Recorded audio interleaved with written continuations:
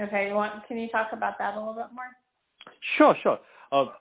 So just to give you a sort of a high level analogy, if I would encrypt something with you, you and I need to share that key.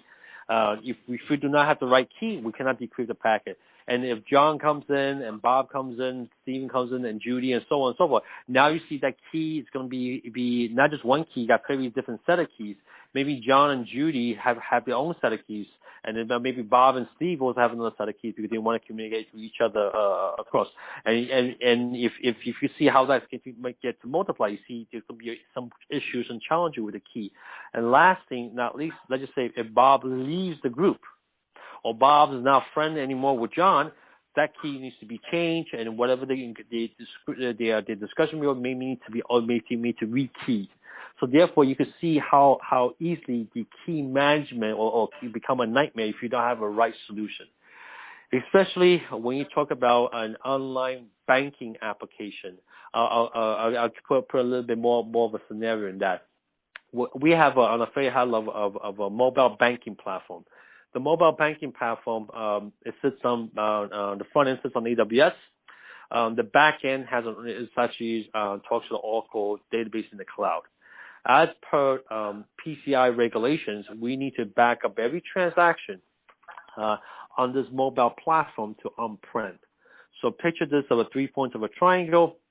You have AWS, you have Oracle, you have my storage environment, SAN environment on-prem.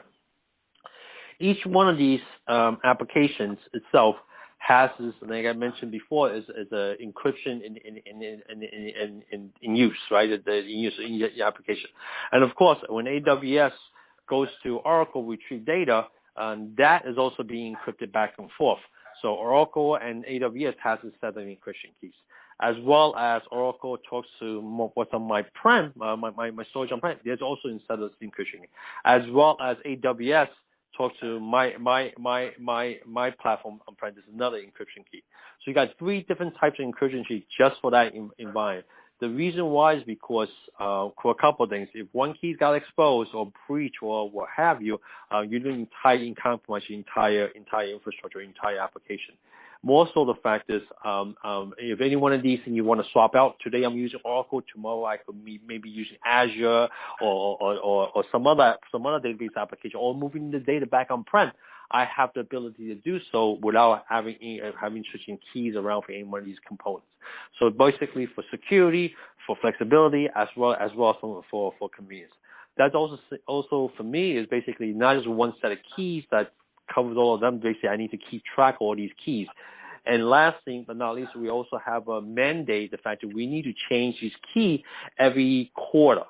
So now you have, if you look at a whole year, you have 4 different type of keys, 4 different keys or 8 different quarters, and then you have the times 3 of 3 different providers. And top that off, I have more data set that comes in. For instance, I have keys that are coming from Salesforce, from my ERM system, my ERP system, and you can see how complex would that be. So therefore, any kind of encryption that we sort of need to go into with the application, the key management has to be pristine, has to be very structured and very laid out. And last thing, not least, the picture I just gave you is only for production environment. We have to have also DR as well as a UAT environment. So now you see the multiply what I just told you by 2 to 3 more times. So therefore, your key management actually is more pristine across. And hopefully your system itself, anytime when this key is getting compromised, you're able to switch out the key very, very fast. So therefore, you need to keep track of which key, which set, which period, as well as for what purpose. I hope that sort of paint the picture a little bit, the complexity of the key management.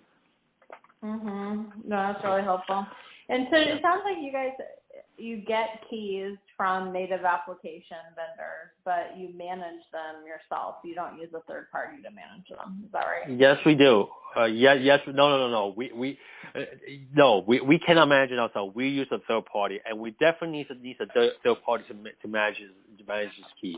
More so, in fact, is we also have requirements for instance, from our 3-letter entity, the feds and so forth. They have to use their own proprietary or